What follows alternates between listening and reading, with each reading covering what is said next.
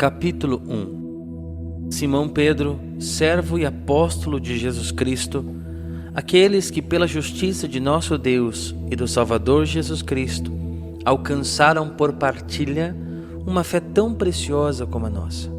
Graça e paz vos sejam dadas em abundância por um profundo conhecimento de Deus e de Jesus nosso Senhor.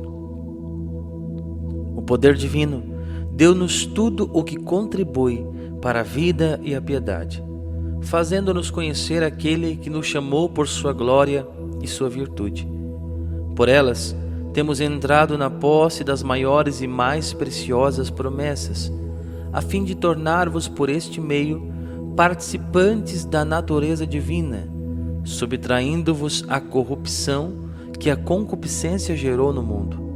Por esses motivos, esforçai-vos quanto possível por unir a vossa fé à virtude, a virtude à ciência, a ciência à temperança, a temperança à paciência, a paciência à piedade, a piedade o amor fraterno e ao amor fraterno a caridade. Se essas virtudes se acharem em vós abundantemente, elas não vos deixarão inativos nem infrutuosos no conhecimento de nosso Senhor Jesus Cristo. Porque quem não tiver essas coisas é míope, cego, esqueceu-se da purificação dos seus antigos pecados. Portanto, irmãos, cuidai cada vez mais em assegurar a vossa vocação e eleição. Procedendo desse modo, não tropeçareis jamais. Assim vos será aberta largamente a entrada no reino eterno de nosso Senhor e Salvador Jesus Cristo.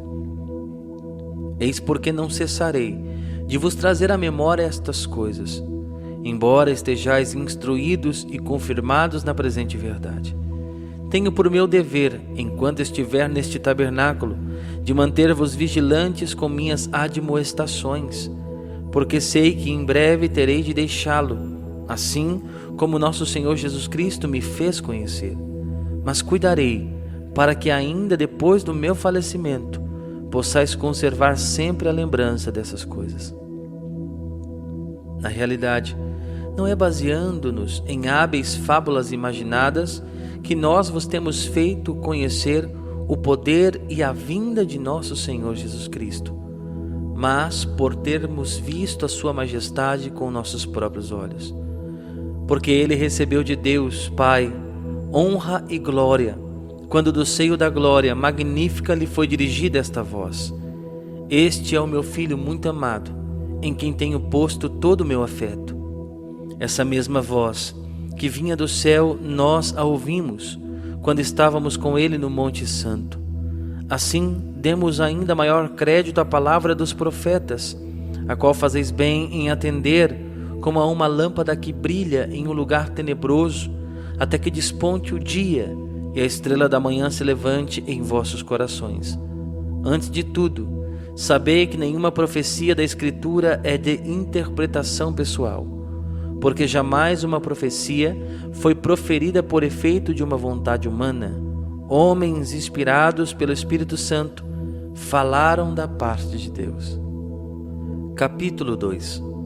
Assim como houve entre o povo falsos profetas, assim também haverá entre vós falsos doutores, que introduzirão disfarçadamente seitas perniciosas.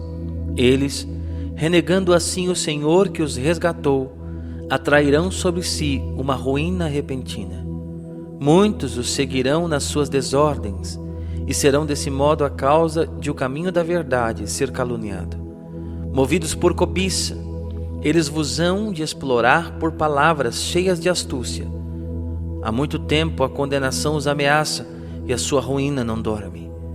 Pois se Deus não poupou os anjos que pecaram, mas os precipitou nos abismos tenebrosos do inferno, onde os reserva para o julgamento, se não poupou o mundo antigo e só preservou 8 pessoas, dentre as quais Noé, esse pregador da justiça, quando desencadeou o dilúvio sobre o mundo de ímpios, se condenou à destruição e reduziu às cinzas as cidades de Sodoma e Gomorra, para servir de exemplo para os ímpios do porvir, se enfim livrou o justo Ló, revoltado com a vida dissoluta daquela gente perversa, Esse justo que habitava no meio deles sentia cada dia atormentada sua alma virtuosa, pelo que via e ouvia dos seus procedimentos infames.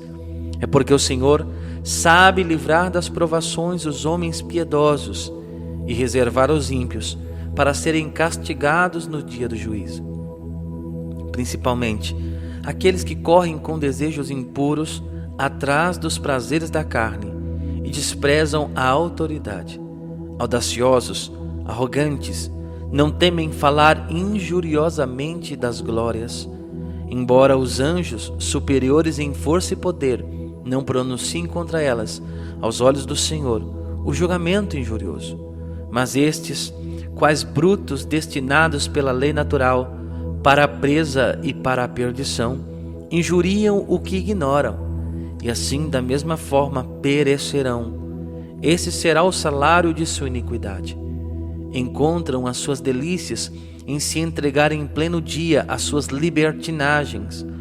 Homens pervertidos e imundos sentem prazer em enganar, enquanto se banqueteiam convosco. Têm os olhos cheios de adultério e são insaciáveis no pecar. Seduzem pelos seus atrativos as almas inconstantes. Têm o coração acostumado à cobiça, são filhos da maldição. Deixaram o caminho reto para se extraviarem no caminho de Balaão, filho de Bosor, que amou o salário da iniquidade, mas foi repreendido pela sua desobediência. Um animal mudo, falando com voz humana, refreou a loucura do profeta.